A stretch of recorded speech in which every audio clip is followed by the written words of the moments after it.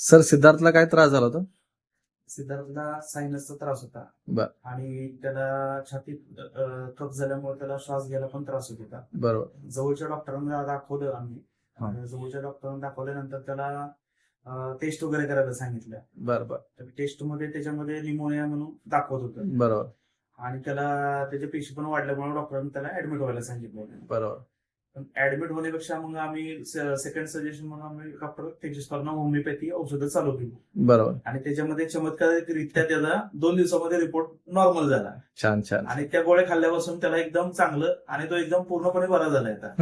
मी डॉक्टरांचं खूप आभार मानतो आणि खूप त्यांनी चांगलं सजेस्ट केलं.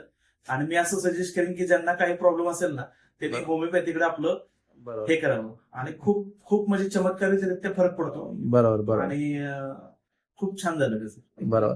व्यवस्थित झालं. लहान मुलांना काय त्रास होतो औषधं वगैरे खातात? नाही काहीच त्रास नाही. आणि जी दुसऱ्या गोळ्या खात नाही ते होमिओपॅथीचे एकदम गोड असल्यामुळे ते खातात पण. आणि कसला त्रास नाही. एकदम छान आणि एकदम चांगलं सजेशन केलं डॉक्टरांनी आणि एकदम पूर्णपणे बरा झाला. छान छान छान. चालेल. थँक्यू.